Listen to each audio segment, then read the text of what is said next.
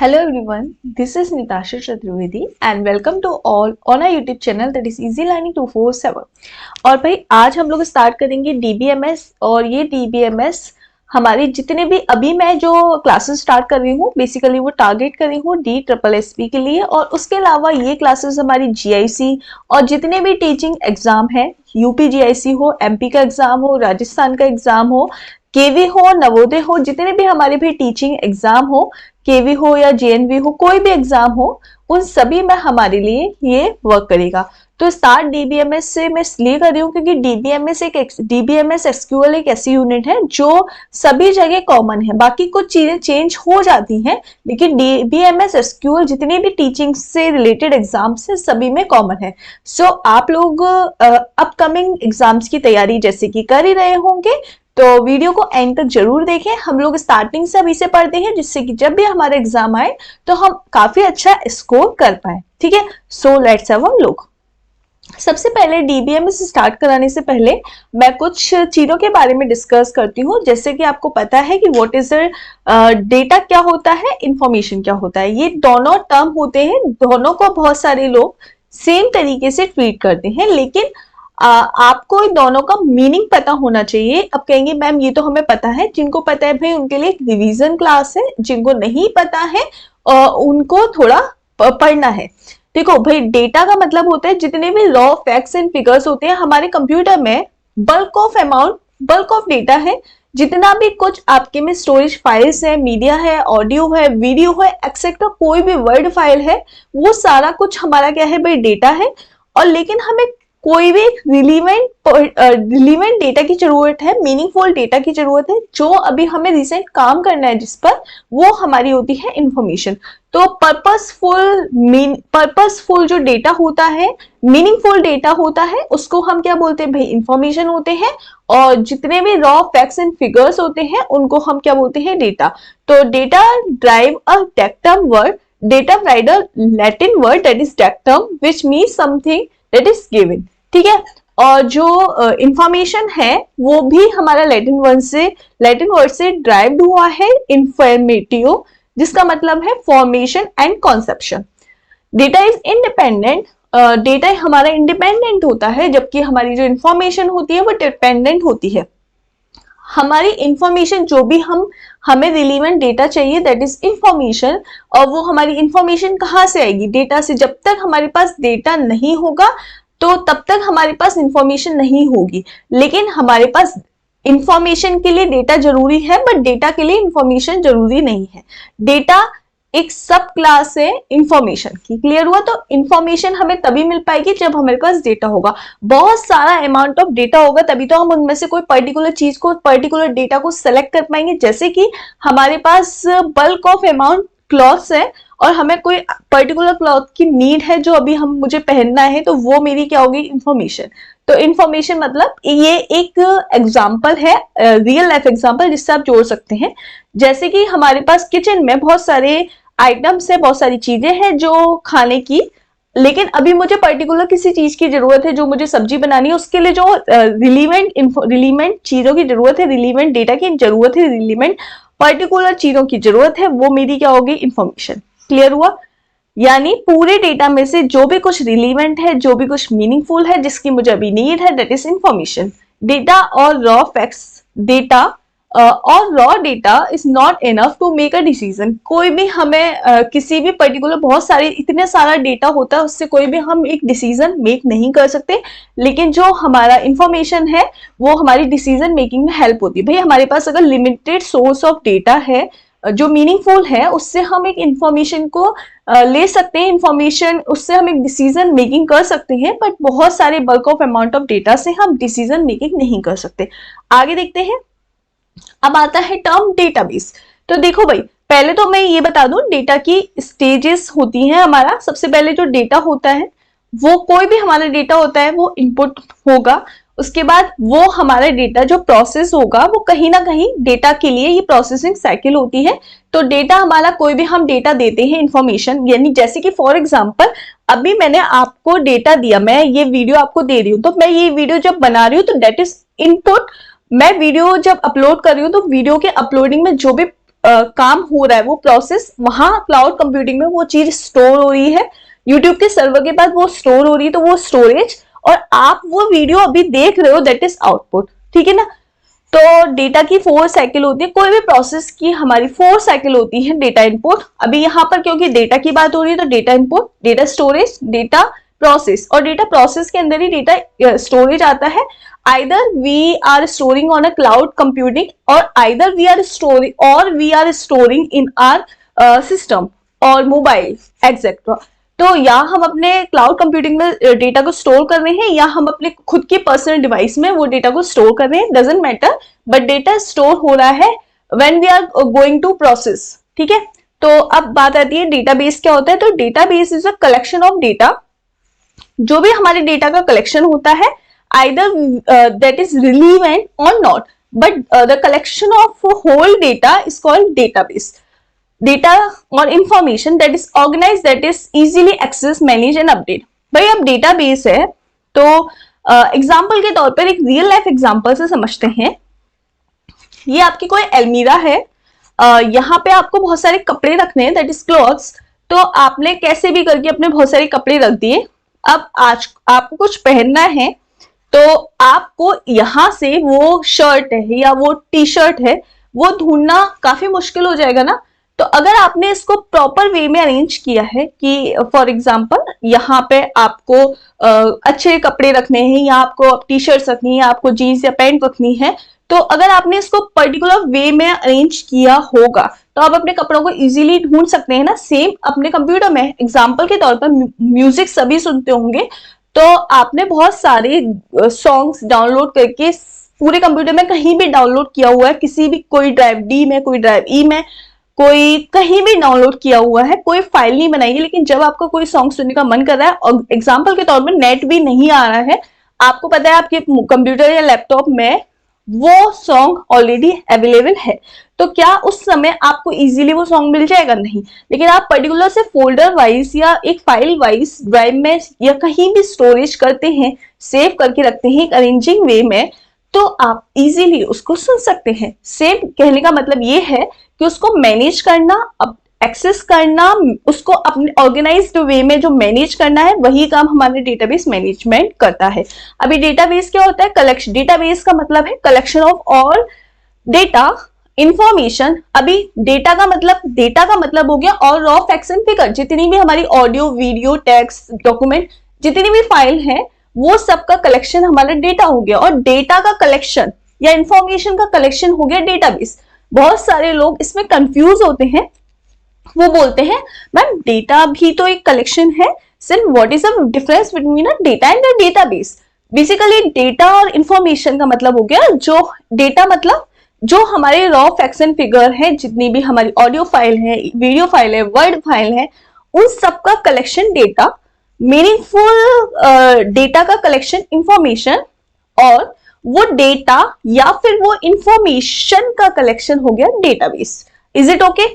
आप देखो उसको रो और कॉलम्स में हम जब अरेंज करते हैं तो वो रिलीवेंट हमारी इंफॉर्मेशन है, तो उसको अब हम किस तरीके से ऑर्गेनाइज करते हैं आगे देखते हैं। अभी सबसे पहले क्वेश्चन आता है कि why we need a data. जैसे कि अभी मैंने एग्जांपल ऑलरेडी बता ही दिया था कि अलमारी में हमने कपड़े अरेंज करे हैं, बहुत सारे कपड़े कुछ भी कहीं भी आए और उठा के हमने जस्ट रख दिए। जैसे या फिर हम बुक्स बोल सकते हैं कि हमारे पास बहुत सारी लॉट ऑफ बुक्स हैं, हमने वो सारी बुक्स एज अरेंज कर दी है, कोई भी बुक कहीं भी किसी भी जगह। लेकिन अब हमें पर्टिकुलर किसी बुक की नीड है तो क्या हमें वो चीज समय पर मिल पाएगी? नहीं। तो ऑर्गेनाइज वे में हमें वो डेटा को, लार्ज अमाउंट ऑफ डेटा होता है हमारे पास, बल्क अमाउंट ऑफ डेटा होता है, उसको हमें किस तरीके से ऑर्गेनाइज वे में अरेंज करना है, दैट इज ये सारी चीजें हम डेटा बेस के द्वारा अरेंज कर पाते हैं। हमारे पास एक डेटाबेस होता है जिसके द्वारा हम लार्ज अमाउंट ऑफ डेटा को मैनेज कर पाते हैं। तो देखो, to manage a large chunk of data, if a size of data is increased into the thousands of records, it will simply create a problem to manage. हमारे पास thousands of record है या millions of record है, हमें उसको manage करना difficult, it can't be possible कि हम सारी चीजों को मैनेज कर पाए। तो डेटाबेस के द्वारा हम मैनेज कर सकते हैं। एग्जाम्पल के तौर पर एक फेसबुक सभी यूज करते होंगे, और फेसबुक, व्हाट्सएप, इंस्टाग्राम आज के टाइम में, या यूट्यूब सभी यूज करते होंगे। तो फेसबुक का ही एग्जांपल लेती हूँ। मिलियंस ऑफ पीपल्स का उधर डेटाबेस है, मतलब वो मिलियंस ऑफ पीपल का एक अकाउंट मैनेज कर रहे हैं। वो किसकी मदद से? डेटाबेस के द्वारा। अगर उनके पास अच्छा डेटाबेस नहीं है तो कोई, आपने आज अपनी आईडी डाली, खुल गई मेरी आईडी से अपनी आईडी, तो ना ही वो मैनेज हो पा रहा है, ना ही एक्यूरेसी आ पा रही है, ना ही सिक्योरिटी आ पा रही है। तो due to the strong database management system, वो हमको सारी चीजें प्रॉपर वे में दे पा रहे हैं, सिक्योरिटी, इंटीग्रिटी, एक्यूरेसी, मैनेजमेंट, सारी चीजें। तो वो एक हम किसके द्वारा हो रहा है? डेटाबेस के द्वारा। सारी चीजें किसके द्वारा हैंडल हो रही है? डेटाबेस के द्वारा। वो millions of account, millions of users को एक हैंडल कर पा रहे हैं due to the reason of database. ठीक है, क्लियर हुआ? Accuracy through validation rule of database, data accuracy maintain होती है, जैसा अभी बताया। ease of updating data with the database, we can flexibly update the data according to a convenience. Moreover, multiple people can be added data. भाई सीधी सी बात है, आप, मुझे आज अपनी फेसबुक आईडी में कुछ अपडेट करना है, at the same moment of time आपको भी अपनी फेसबुक आईडी में अपडेट करना है, तो हम मल्टीपल पीपल एक ही टाइम पे सेम डेटाबेस में एडिट कर सकते हैं ना। मुझे पासवर्ड चेंज करना है, आपको भी पासवर्ड चेंज करना है, या मुझे अपनी प्रोफाइल चेंज करनी है, आपको चेंज करनी है। बहुत सारे लोग सेम मोमेंट ऑफ टाइम पर स्टेटस अपलोड करते हैं, तो ये अपडेट हो पा रहा है ना, कि किसकी वजह से? डेटाबेस के द्वारा। सिक्योरिटी मिली रही है हमें, और डेटा इंटीग्रिटी अभी बताया, एक्यूरेसी और कंसिस्टेंसी बिल्ड हो ही रही है। ठीक है, तो ये सारी चीजें हमारी किसके द्वारा होती है भाई? डेटाबेस के द्वारा। अब उनको मैनेज करने के लिए कोई सॉफ्टवेयर होता है, दैट इज डीबीएमएस सॉफ्टवेयर। तो अब डीबीएमएस सॉफ्टवेयर हमारे पास होते हैं, MySQL होता है, MS एक्सेस होती है, पैराडॉक्स होता है, DB2 होती है, ऑरेकल होता है। भाई MySQL एक open source and freeware software है जो हमें फ्री इजीली मिल पाता है, और जितने भी टीचिंग कॉम्पिटिटिव एग्जाम्स है, चाहे केवी हो, नवोदय हो, DSSB हो, GIC हो, राजस्थान, MP, कोई भी हो, XYZ, कंप्यूटर के टीचिंग के, चाहे TGT एग्जाम हो, चाहे PGT एग्जाम हो, सभी में डेटाबेस और MySQL पूछी जाती है। बिकॉज ऑफ दिस कि ये ओपन सोर्स है और फ्रीवेयर है, यूज करना। हमें सबको लगता है कि ऑरेकल तो फ्रीवेयर नहीं है, ओपनली एक्सेस नहीं कर सकते, तो शायद हर किसी को नहीं रन करना आता होगा, लेकिन MySQL ओपन सोर्स और फ्रीवेयर है, तो सभी ने इजीली एक्सेस किया होगा, सभी को आता होगा, तो इसीलिए ये हमारे एग्जाम में भी पूछी जाती है, और हम भी करेंगे। अब भाई देखो, एडवांटेज क्या होते हैं डेटाबेस सिस्टम के, तो एडवांटेज देख लेते हैं। डेटाबेस रिड्यूस रिडंडेंसी, डेटाबेस के द्वारा हमारी रिडंडेंसी रिड्यूस होती है। Remove duplication of data because we are kept in one place and all the application refer to the certainly maintained database. हमारी जो मतलब डुप्लीकेशन, एक नाम के बहुत सारे, मैंने एग्जांपल फेसबुक का सबसे बेस्ट एग्जांपल होता है, क्योंकि फेसबुक का एक लार्ज बल्क, बहुत बड़ा एक डेटाबेस है, बहुत बड़ा, तो क्योंकि बहुत सारे लोग, मिलियंस ऑफ लोग फेसबुक को यूज भी कर रहे हैं, तो फेसबुक में अब देखो एक नाम के बहुत सारे पीपल होते हैं, तो फेसबुक क्या कर रहा है? सभी की रिडंडेंसी को रिमूव कर रहा है। मतलब एक नाम के बहुत सारे लोग होने के बावजूद भी सबका अकाउंट डिफरेंट है, सबकी कुछ कीज होंगी, की मदद से, प्राइमरी की मदद से ये सबको डिफरेंट कर पा रहा है, सबकी कुछ आईडी होगी, डिफरेंट होगी, मतलब नाम सेम होने के बाद भी, इवन प्रोफाइल सेम होने के बाद भी, ये सबको डिफरेंट पर्सन की तरह ट्रीट कर रहा है। ठीक है ना? तो database control inconsistency when two copies are same, do not agree to each other, then it is inconsistency. By controlling redundancy, consistency is control. भाई ये अभी जैसा कि बताया फेसबुक के एग्जांपल के द्वारा कि same ID, same name, same बहुत सारी चीजें होने के बाद भी, इनकंसिस्टेंसी मेंटेन होने के बाद भी, ये सबको मैनेज कर लेता है। ठीक है? Database facilitate sharing data, store अब हाँ, जैसे कि फेसबुक का एग्जांपल लेंगे, आपका अकाउंट, आपका डेटाबेस दूसरे पर्सन का, तीसरे पर्सन का, लाखों, मिलियंस, करोड़ों लोगों का डेटा ये स्टोर करके रख रहा है और एक दूसरे से शेयर भी नहीं कर रहा है। सिक्योरिटी भी है, सिक्योरिटी प्रोटेक्ट करके रख रहा है।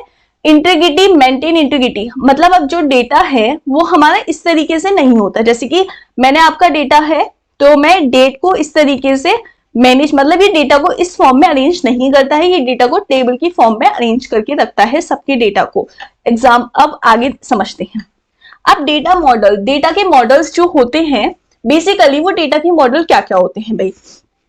सबसे पहले रिलेशनल डेटाबेस, जो आज के टाइम में सबसे ज्यादा यूज होने वाला डेटा मॉडल है। रिलेशनल मॉडल में क्या होता है भाई, एक टेबल होती है। रिलेशनल मॉडल में क्या होता है, एक टेबल होती है और उस टेबल को हम क्या बोलते हैं, टेबल को हम क्या बोलते हैं, हम बोलते हैं रिलेशन। क्या बोलते हैं, रिलेशंस। ये चीजें याद रखना, ये शॉर्ट में एग्जाम में पूछी जाती हैं, जिससे हम कंफ्यूज होते हैं कि रिलेशंस और टेबल एक ही बात है। रिलेशनल डेटाबेस में टेबल को हम रिलेशंस बोलते हैं और टेबल जो होती है वो रो और कॉलम से मिलके बनी होती है। टेबल, रिलेशन किससे मिलके बना होता है, रो और कॉलम से, ठीक है।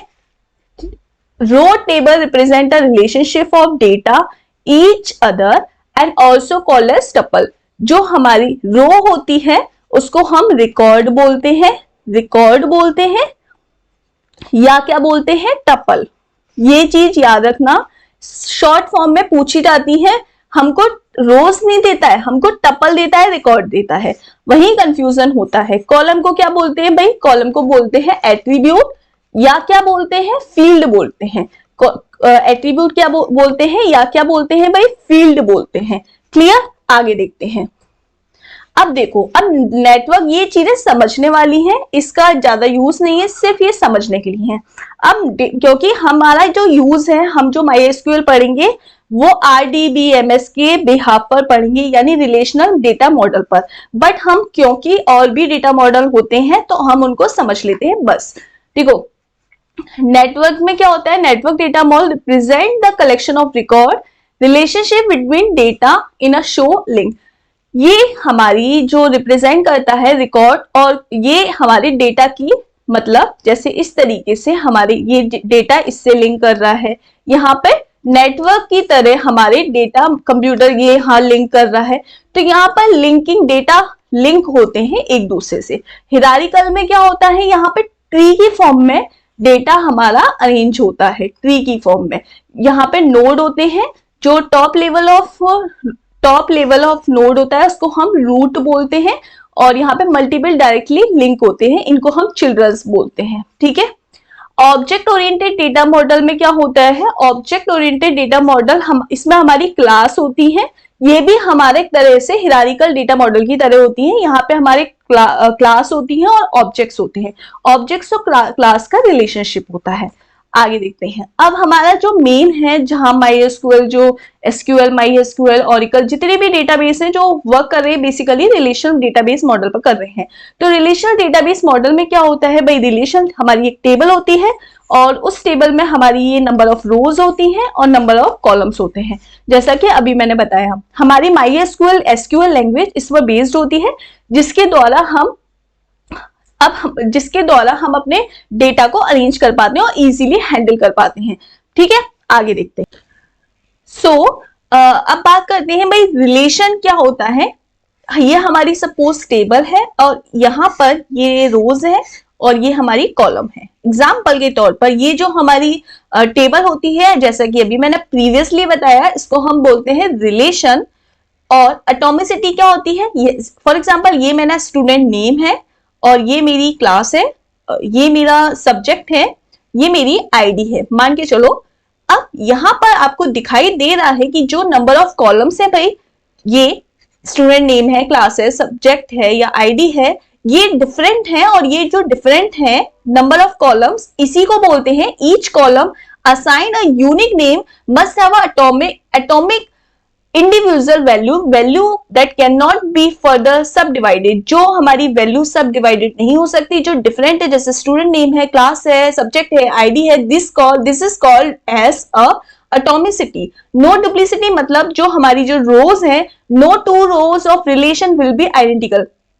हमारी जो रो रिलेशन है यानी दो रोज हैं, अब जैसे कि यहाँ पे स्टूडेंट का नेम फॉर एग्जांपल मनु है, क्लास है 10th है, और सब्जेक्ट मैंने बोला हिंदी है, आईडी है मेरी 1 है। यहाँ पर मैंने कोई भी नाम और दे दिया, जैसे मैंने बोल दिया सीता है, क्लास 10th है, सब्जेक्ट कंप्यूटर है और आईडी 2 है। यहाँ पर क्लास मुझे सेम दिख रही है लेकिन पूरी रो मेरी क्या सेम है, पूरी रो सेम नहीं हो सकती, तो इसी को हम बोलते हैं नो डुप्लीसिटी। मतलब दो रोज नॉट बी आइडेंटिकल, मतलब पूरी तरह आइडेंटिकल नहीं होंगी, सेम नहीं होंगी, उसी को बोलते हैं नो डुप्लीसिटी। यानी जो हमारी रो होती है उसमें डुप्लीसिटी नहीं होती, यानी पूरी तरह वो आइडेंटिकल नहीं होती, पूरी तरह सेम नहीं होती, कुछ ना कुछ डिफरेंस होगा, चाहे वो आईडी में हो, रोल नंबर में हो। तो ये इसको हम ये समझ में आ गया होगा। डोमेन क्या होता है, जो हमारी कलेक्शन ऑफ हमारी, देखो यहाँ पे क्या लिखा है, collection of values which will be drive, जो हमारे नंबर ऑफ कॉलम्स होते हैं उनको हम, यानी टोटल नंबर ऑफ कॉलम्स होते हैं उनको हम डोमेन बोलते हैं। टपल क्या होते हैं, टपल एंटिटी रिकॉर्ड, एक ही बात है।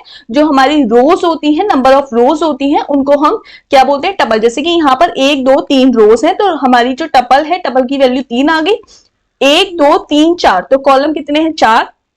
तो अगर मैं बोलूं डोमेन कितना आ गया, तो डोमेन हमारा 4 हो गया, टपल कितना हो गया 3। टपल को ही हम एंटिटी बोलते हैं, रिकॉर्ड बोलते हैं। क्लियर हुआ। अब एट्रीब्यूट ऑफ फील्ड क्या होता है, जो हमारे कॉलम होते हैं वही हमारे कॉलम्स को हम एट्रीब्यूट या फील्ड बोलते हैं। डिग्री क्या होती है, नंबर ऑफ कॉलम्स। हाँ, अगर हमसे कोई बोला जाए डिग्री निकालने को, तो डिग्री क्या होती है, नंबर ऑफ कॉलम्स। जैसे कि 1 2 3 4, जैसे कि मैंने बोला अभी 1 2 3 4, तो कोई मुझसे पूछे इसकी डिग्री कितनी है, डिग्री, तो डिग्री का मतलब हो गया भाई, डिग्री का मतलब हो गया नंबर ऑफ, क्या हो गया, नंबर ऑफ कॉलम या फिर नंबर ऑफ एट्रीब्यूट। ठीक है। हाँ, यहां पर अब आपको कंफ्यूजन ये होगा कि मैम अभी आपने डोमेन बोला था, अभी यहाँ पे डिग्री बात आ गई। देखो, डोमेन का मतलब कॉलम से होता है, डिग्री का मतलब कॉलम से होता है। डोमेन अगर बोला जाएगा नंबर ऑफ डोमेन, तो आपका नंबर ऑफ डोमेन बराबर नंबर ऑफ डिग्री। बट अगर सिर्फ सिंगल डोमेन की बात की जाए, तो डोमेन को मैं बोलती हूँ, डोमेन को मैं बोलूंगी कॉलम या एट्रीब्यूट या फील्ड। डोमेन को बोलूंगी कॉलम, एट्रीब्यूट या फील्ड। और क्या कहते हैं, डिग्री को क्या बोलूंगी, डिग्री मतलब number of domain, number of attribute या नंबर ऑफ फील्ड। टपल, अगर मुझसे कोई पूछे व्हाट इज टपल कितना है, तो टपल, नंबर ऑफ टपल की बात की जाए, नंबर ऑफ एंटिटी की बात की जाए, नंबर ऑफ रिकॉर्ड की बात की जाए, यानी वो मुझसे किसकी बात करता है, कार्डिनलिटी। कार्डिनलिटी मतलब नंबर ऑफ रोज, 1 2 3, तो यहां पर नंबर ऑफ रोज कितनी है, नंबर ऑफ रोज, या फिर नंबर ऑफ टपल, या फिर एंटिटी, या फिर हमारे रिकॉर्ड कितना है 3। और इस नंबर ऑफ को क्या बोल रही हूं मैं, नंबर ऑफ को बोल रही हूं मैं कार्डिनलिटी। ठीक है, समझ में आया। ये पूछा जाता है, एक आध क्वेश्चन इससे आता है। अभी केवी का जिन्होंने एग्जाम दिया होगा उनको भी ये चीज समझ में आ रही होगी। इस तरीके का एक आध बेसिक क्वेश्चन पूछा जाता है। चीजें अगर कभी कभी क्या होता है ना, अभी केवी के एग्जाम में क्या होता है, बहुत सारे स्टूडेंट्स ने ये बोला था कि मैम हम लोगों ने इतना पढ़ा था कि कॉम्प्लिकेटेड क्वेश्चंस तो हो गए थे, पर बेसिक सिली मिस्टेक्स हुई, इवन मुझसे भी हुई हैं। तो वो इसीलिए क्योंकि हम लोग बहुत डीप तक पढ़ लेते हैं, बेसिक चीजें भूल जाते हैं, और वहीं वो बेसिक से ही हमारे को 5-10 नंबर की वजह से नंबर नहीं आ पाता है। अभी आएगा या नहीं वो बात की बात है, लेकिन फिलहाल अभी से तैयारी करोगे तो आगे के लिए ये अच्छा है कि जितने भी एग्जाम अपकमिंग आने वाले हैं, DSSB, GIC, MP, राजस्थान, केवी, नवोदय 2024 तक जितनी भी वैकेंसी आएगी, कहीं एक जॉब तो आपको मिल ही जाएगी। अगर अभी से एंड टाइम में हम अप टू द मार्क तैयारी नहीं करते, हम सिर्फ ये सोचते हैं क्या इंपॉर्टेंट पढ़ ले, कहाँ से क्वेश्चंस लगा ले, क्या क्या चीजें इंपॉर्टेंट पढ़ ले। लास्ट में सिर्फ 1-1.5 महीने में हम उस लेवल की तैयारी कर पाते हैं, और वहां से बस हम स्कोर तो अच्छा कर लेते हैं, लेकिन वो भी फिर हमारे 5-10-15 नंबर से रह जाता है। वो सिर्फ इसलिए क्योंकि हम लोगों ने वो बेसिक चीजें छोड़ दी होती हैं, और बेसिक चीजें अगर हम स्टार्टिंग से अभी से पढ़ रहे हैं तो वो हमारी वहां पर हेल्प करेगा। तो मेरा सजेशन यही है कि अभी से अगर मेहनत करेंगे तो 2023-24 के अंदर कोई भी वैकेंसी आने वाली है, अपकमिंग आनी है, ये 101% श्योर है। DSSB ने भी अपना नोटिफिकेशन जारी करा है कि इतनी सीट्स हैं, तो वो वैकेंसी निकालेगा जल्द से जल्द।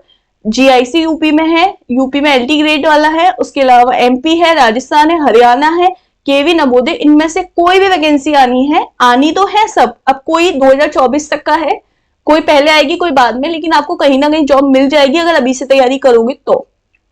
ठीक है, चलो आगे देखो। भाई बात आती है कीज क्या होती है, कीज ऑफ डेटाबेस। देखो हमारी जो कीज होती है, कीज का ही यूनिकली आइडेंटिफाई करते हैं हमारी रोज कॉलम को। बेसिकली हम रिलेशनल डेटाबेस में कीज का कॉन्सेप्ट पढ़ते हैं। यहाँ पे मैं सपोज एक टेबल बनाती हूँ, ये मेरी स्टूडेंट की आईडी है, ये नेम है, ये उसका मोबाइल नंबर है, ये उसकी क्लास है, मान के चलो। ठीक है, अब यहां पर इस टेबल में प्राइमरी की का कॉन्सेप्ट यहां से आता है कि जैसे कि मेरे पास एक पर्सन है जिसकी आईडी 1 है और उसका नेम है मनु, उसका नेम है मनु, उसका मोबाइल नंबर सपोज कुछ भी है 99 एक्सेट्रा कुछ भी है, क्लास उसकी 11th है। ठीक है, सेम मेरे पास एक स्टूडेंट आईडी है जिसकी आईडी 2 है, उसका नाम मनु ही है, उसका मोबाइल नंबर भी सेम है और उसकी क्लास भी सेम है।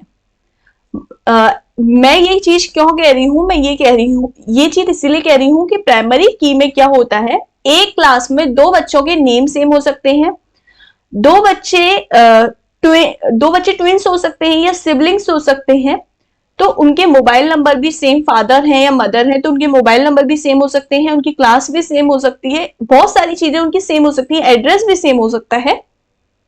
लेकिन हमारी जो आईडी है, स्टूडेंट की आईडी या फिर रोल नंबर, वो सेम नहीं होगी। क्यों? क्योंकि वो हमें स्कूल से प्रोवाइड की जा रही है। तो पहली प्राइमरी की पहचानने का पहला तरीका है कि प्राइमरी की हमारी यूनिक होती है, वो 2 रोज में कभी भी सेम नहीं होगी। ऐसी की जो कभी भी 2 रोज में आइडेंटिकल नहीं होगी, सेम नहीं होगी, वो प्राइमरी की है। अगर आप बैंक की बात करते हैं तो बैंक में कस्टमर का नेम सेम हो सकता है, उनका अकाउंट नंबर सेम कभी नहीं होगा, उनका अकाउंट नंबर डिफरेंट होगा, उनका बैंक बैलेंस सेम हो सकता है, उनका एड्रेस सेम हो सकता है, उनकी सिटी सेम हो सकती है, उनका मोबाइल नंबर सेम हो सकता है, लेकिन उनका अकाउंट नंबर डिफरेंट होगा। दूसरी चीज प्राइमरी की के बारे में ये है कि प्राइमरी की हमें ऑर्गेनाइजेशन या कंपनी या स्कूल या कॉलेज देता है, प्राइमरी की हम नहीं देते। एग्जाम्पल के तौर पर आधार कार्ड नंबर डिफरेंट होता है, वो किसी हमें ऑर्गेनाइजेशन ने दिया है। ठीक है ना, स्कूल की आईडी मुझे स्कूल से प्रोवाइड है तो स्कूल एक ही बच्चे को डिफरेंट आईडी देता है, एक आईडी नहीं देता। या फिर ये बोल सकते हैं स्कूल में रोल नंबर बच्चों का डिफरेंट होगा, नेम सेम हो सकते हैं। आपने भी कभी स्कूल या कॉलेजिंग में देखा होगा कि एक जैसे बहुत सारे बच्चों के नेम होते हैं लेकिन रोल नंबर डिफरेंट होते हैं। तो टीचर्स के लिए वो यूनिकली आइडेंटिफाई वो कैसे पहचान पाते हैं, by the help of primary की। प्राइमरी की का मतलब यहाँ आता है जो हमारी कॉलम या जो हमारा set of column uniquely identify, जिसके द्वारा हम अपने कॉलम को यूनिकली आइडेंटिफाई कर पाते हैं, चाहे वो रोल नंबर हो, अकाउंट नंबर हो, हमारे स्टूडेंट आईडी हो, वो हमारी प्राइमरी की होती है। तो इस वाली टेबल में अगर मैं बोलूं तो अगर आपको प्राइमरी की बनाने को बोले तो आप किसको बनाएंगे? हम स्टूडेंट आईडी को बनाएंगे। कैंडिडेट की क्या आती है? It is an attribute of set of attributes keys part. अब यहां पर जितनी भी हमारी कीज हैं, स्टूडेंट आईडी है, नेम है, मोबाइल नंबर है या क्लास है, जो मेरी एट्रीब्यूट है, सेट ऑफ एट्रीब्यूट जो हमारी प्राइमरी की के अंदर, प्राइमरी की मैंने किस में से निकाली? इन सभी में से तो आइडेंटिफाई की। तो जिसमें से हम प्राइमरी की आइडेंटिफाई कर रहे हैं वो पूरा सेट क्या कहलाएगा? कैंडिडेट की। कैंडिडेट की यानी मैंने बोला अकाउंट नंबर, बैंक में गए, account number, city, address, customer का नेम, तो ये सारा हमारा क्या है? टोटल। हमारी टोटल क्या है? कैंडिडेट की। अब उस कैंडिडेट की में से ही तो आप पर्टिकुलर की जो यूनिकली आइडेंटिफाई हो से यूनिकली आइडेंटिफाई की को आप निकाल रहे हैं, वो प्राइमरी की है। लेकिन जो पूरा सेट है जिसमें से हम प्राइमरी की आइडेंटिफाई कर रहे हैं वो सेट मेरा कैंडिडेट की है। अब अल्टरनेट की क्या होती है? स्टूडेंट आईडी मेरी यहां पे क्या हो गई? प्राइमरी की। ये पूरी मेरी क्या हो गई? कैंडिडेट की। ठीक है, स्टूडेंट आईडी मेरी प्राइमरी की है, ये पूरी मेरी कैंडिडेट की है। लेकिन नेम, मोबाइल और क्लास क्या है? नेम, मोबाइल और क्लास मेरी अल्टरनेट की है, या फिर मैं इसको सेकेंडरी की भी बोलती हूं। कैंडिडेट की में से प्राइमरी की को हटाकर जितनी भी कीज बचती हैं, जितनी भी यूनिक कॉलम बचते हैं, वो मेरी अल्टरनेट की या सेकेंडरी की हो जाती है। एग्जाम्पल के तौर पर अगर मैं बोलूं, बैंक का एग्जाम्पल देती हूँ। बैंक में अगर मेरा अकाउंट नंबर है तो अकाउंट नंबर प्राइमरी की हो गया, उसके अलावा मेरी जितनी भी एंट्री है वो ओवरऑल एंट्री मेरी कैंडिडेट की है। अकाउंट नंबर को छोड़कर बाकी जितनी भी कीज बचती हैं वो मेरी अल्टरनेट की या सेकेंडरी की कही जाएंगी। अब बात आती है फॉरेन की क्या होती है। फॉरेन की का कॉन्सेप्ट आता है जब हमारे पास दो टेबल अवेलेबल हो, दो टेबल हैं और यहाँ पे स्टूडेंट की आईडी है, और सपोज से यहाँ पर स्टूडेंट की आईडी के अलावा सब्जेक्ट है, और सब्जेक्ट के अलावा मैं कुछ और बोल देती हूँ, मैं बोलती हूँ एड्रेस। ठीक है, अब मेरे पास दो टेबल हो गई, एक टेबल नंबर 1, एक टेबल नंबर 2। यहाँ पर स्टूडेंट की आईडी 1 2 3 जो भी है। सब्जेक्ट में मैंने हिंदी, इंग्लिश, मैथ्स, कंप्यूटर कुछ भी देना चाहूँ वो दे सकती हूँ। एड्रेस आगरा, यूपी, आगरा में दिल्ली, कोई भी एड्रेस है मान के चलो। तो अब फॉरेन की का कॉन्सेप्ट कब आता है, जब मेरे पास दो टेबल हो और दोनों में एक ऐसी की हो जो कॉमन हो, जैसे स्टूडेंट की आईडी और स्टूडेंट की आईडी, और पहली वाली टेबल की जो मेरी यूनिक कॉलम है वो मेरा प्राइमरी की है, तो दूसरे के लिए ये स्टूडेंट आईडी क्या हो गई, फॉरेन की। समझ में आया? एक और बात सुनो, पहली वाली टेबल की जो प्राइमरी की होगी वो दूसरी वाली टेबल की सेकेंडरी की, दूसरी वाली टेबल की फॉरेन की होगी। दो टेबल जिसमें प्राइमरी की आपको दिख रहा है कि भाई स्टूडेंट आईडी इसमें भी है, स्टूडेंट आईडी इसमें भी है, दोनों के अंदर हमारी वैल्यूज भी सेम है, तो पहले के लिए ये ऑलरेडी प्राइमरी की है, तो दूसरे के लिए ये वाली की क्या हो जाएगी, सेकेंडरी की। बाय द हेल्प, सेकेंडरी की नहीं, सॉरी, दूसरे के लिए हो जाएगी फॉरेन की। पहले के लिए ये प्राइमरी की है, दूसरे के लिए फॉरेन की हो जाएगी। By the help of foreign की हम ज्वाइन ऑपरेशन और मर्ज ऑपरेशन भी परफॉर्म करते हैं। दो टेबल जो यूनिकली आइडेंटिफाई है, दो टेबल जिसकी ऐसी की जो यूनिकली आइडेंटिफाई है और वो सेम है, जैसे कि कस्टमर आईडी। तो कस्टमर आईडी दोनों टेबल में सेम है, पर बाकी की एट्रीब्यूट्स डिफरेंट है। तो पहले के लिए वो प्राइमरी की है, दूसरे के लिए वो फॉरेन की है। ऐसे याद रखो कि एक टेबल की प्राइमरी की दूसरी टेबल की अगर वो सेम की है तो वो क्या हो जाएगी, ऐसा हम फॉरेन की कंसीडर करेंगे। अब हम एसक्यूएल के कुछ ऑपरेशन करेंगे जिसमें हम अगली क्लास में डीडीएल, डीएमएल और डीसीएल और टीसीएल ये सारी चीजें पढ़ेंगे, साथ में हम एसक्यूएल के कुछ ऑपरेशंस करेंगे। सो नेक्स्ट क्लास में आप जुड़े रहिए। वीडियो अच्छा लगा है तो लाइक करिए, ज्यादा से ज्यादा लोगों के साथ शेयर करें। हम लोग टीचिंग के लिए एफर्ट्स कर रहे हैं, आज से हमारी क्लासेस स्टार्ट हैं, सो ज्वाइन करें ज्यादा से ज्यादा लोग, फ्री क्लासेस हैं, तो शेयर करें, अप्रिशिएट करें। अगर वीडियो अच्छा लग रहा है तो लाइक का बटन करें, ज्यादा से ज्यादा शेयर करें। अगर चैनल पर नए हैं तो सब्सक्राइब करना ना भूलें। थैंक यू वेरी मच, मिलते हैं नेक्स्ट क्लास में। Have a nice day.